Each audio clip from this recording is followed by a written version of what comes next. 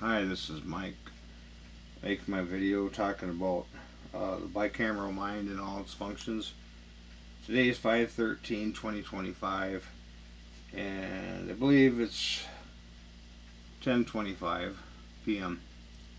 So anyway, I'm talking about the bicameral mind and its functions and basically how it pertains to reality.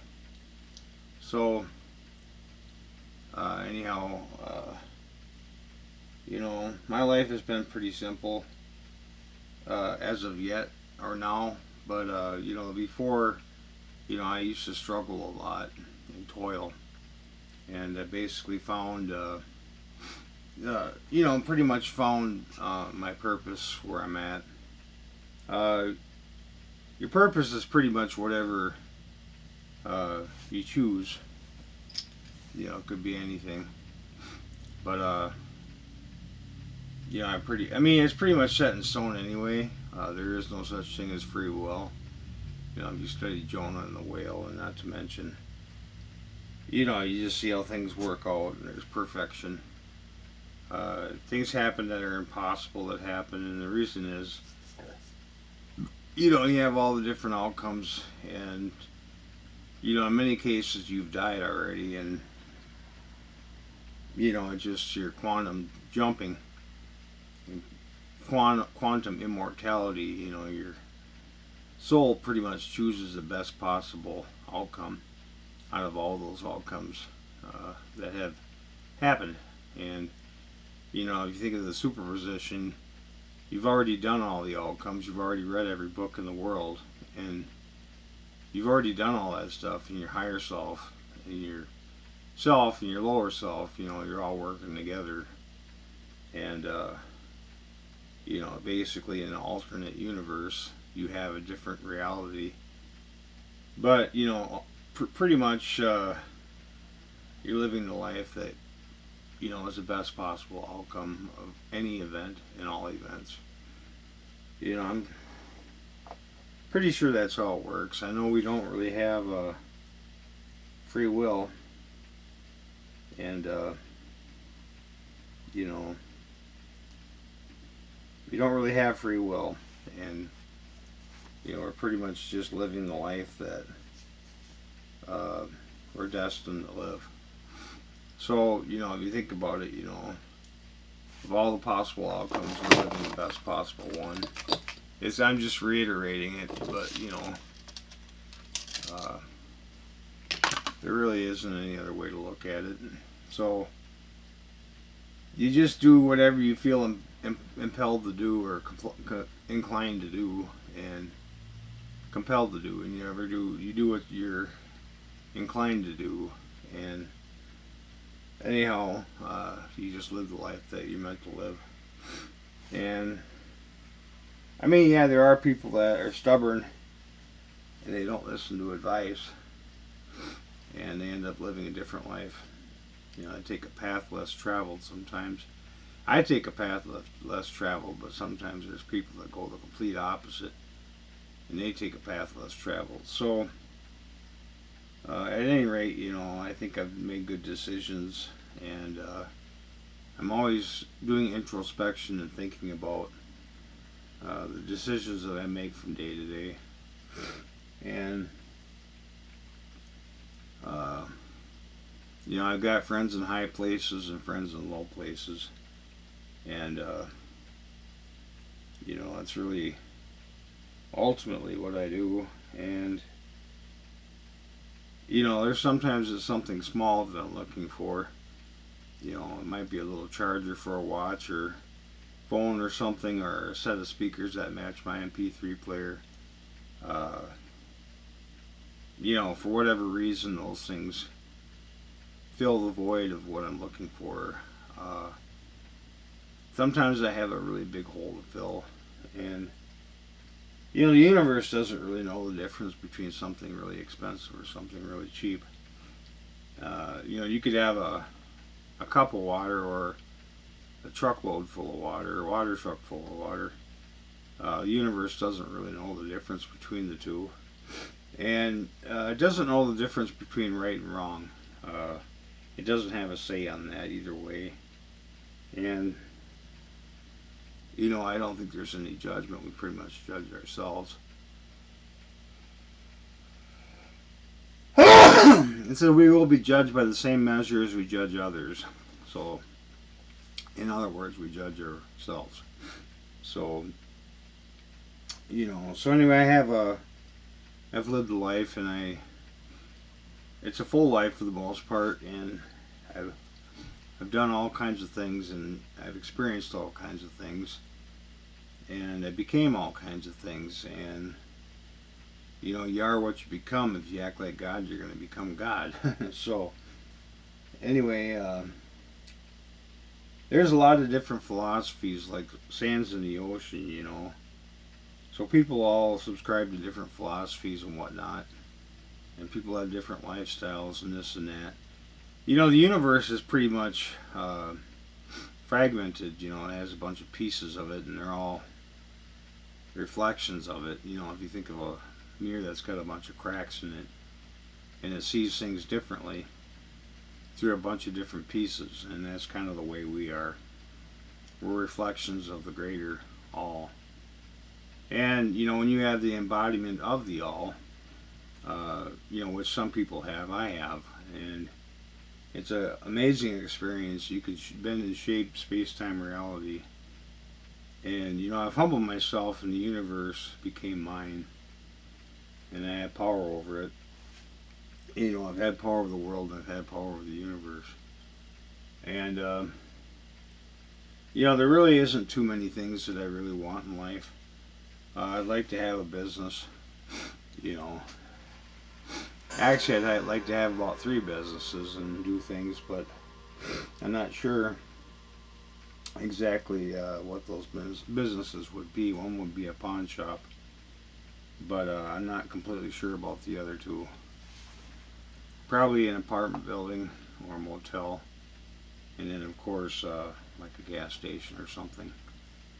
So anyway, there's that, and I'm open to receiving whatever. I do believe in that if you're open to receiving things and you don't really have too many attachments to things, sometimes those things will come like a thief in the night, and they'll surprise you, and you won't be expecting it. And it's like there's other times you can have a miraculous experience, and you weren't expecting it necessarily. But anyway, when you're single in point and single in purpose, and you have focus, and you focus your thoughts like a laser beam, and you focus them on something in particular, you don't get all too scattered about it. But when you focus on that one thing, then that thing changes. You change the way you look at things, and things you look at change. So, life is grand. It's a beautiful life that we live in. And all my possessions in the world around me, in some ways, are a reflection of myself. I see perfection in everything. We live in this Goldilocks zone.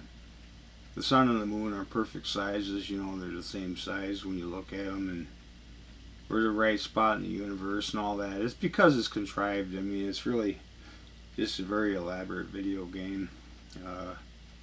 I got the goggles on, and I'm basically a multiplayer in it, collective consciousness. And, there's intromission and extramission. When you look at something, you have an effect on it. But also, that same image gets projected out of you, and then that image gets projected inside of you. And if you really want to boil it down, it's just code. It's a bunch of code like the Matrix. When you see that scene, you see all those numbers and stuff. Ultimately, that's what it is. And it's even like when the Terminator was walking around, and he had a digital readout, and that's kind of what it is. I've had that happen, and I've had it where I observe things and I see a bunch of code, and that's really what it is. It's just code. You break the code and you find out that it's just a bunch of Latin numbers and stuff like that, mathematical formulas and stuff. So, you know, I've been around since the beginning of time, and I've lived through all time and stuff like that, and I've lived many lives. You know, a lot of times I've lived this life, and not to mention all the lives that came before it. So, yeah, I believe in reincarnation. We could be born of the spirit, born of the flesh, and of course, from the spirit back to the flesh and stuff like that. So, you know, it's really all it is. And, you know, it's not like I'm, you know, disappointed at all. I'm not. It's just these things I've come to expect, and I understand them, and then, you know, it's basically, uh, you know, I'm not completely amazed what sometimes is because I've already anticipated that result. So you live in the end result, you know, you live like you've already received it, and you're assure yourself that you will receive it sooner or later. You know, you don't know exactly when, but it will happen. And then what happens is you keep thinking about that, it revisits your mind, and you keep thinking about it, and then all of a sudden, you know, you go to the store or whatever, the pawn shop, and you find that perfect thing, that purple paisley coat or whatever, at Goodwill, and then, you know, it's just like you've been searching for it, and you find it. And that's ultimately how it works. And then, you know, you fulfill those things. So it's important that you fulfill those things. You know, if you find something and it's meant to be for you, it has your markings. It's kind of like a sin not to get it, because the universe goes to great lengths to make sure you have it, or your mind does. And you're always going to be plagued by that until you get it. And that's really how it works. And so you always find that perfect thing. Sometimes it's not necessarily preferred. It's perfect, and it's you know, it's not necessarily particular, but sometimes it's perfect. It all fits within your budget. And if you have a lot of money, buy the most expensive thing you can with that money. And of course, don't take your money and just sit on it and keep it in the bank, or bury a hole in the ground and just sit on it. You know, sometimes it's important to invest it. Let those eagles fly, and it comes back to you in many different forms. So, you know, every dollar I spend, you know, I get about $10 back in the end, or even five, but $5 to $10 back. If I donate it, it comes back. If I lose it all, it comes back. You know, in a more refined form. You know, packed down and set in my lap. You know, so it's usually something that's lighter weight sometimes, and it does a good job. And you know, it might not be a car or whatever, but it might be a robot, you know, or something, you know. So anyway, that's how it works. And a lot of times, like attracts like. If you got one of those things, odds are you can get two of them. And then, you know, I try not to waste time with a lot of things that are empty and hollow. Women and wine, you know, etc., etc. So, you know, a lot of useless knowledge. But that useless knowledge, you know, it does serve a purpose. You do think about it, and then you add one idea upon the other, and then eventually, you know, collectively, we're all building this artificial intelligence, and we're all building a better world. And, you know, whatever it is that you were thinking about, you know, AI or self-driving cars or, you know, virtual reality goggles and stuff like that. It's all stuff that you thought of when you were a kid. And, you know, when you're around 5 years old, you know, those things that you truly desired, you know, those things manifest.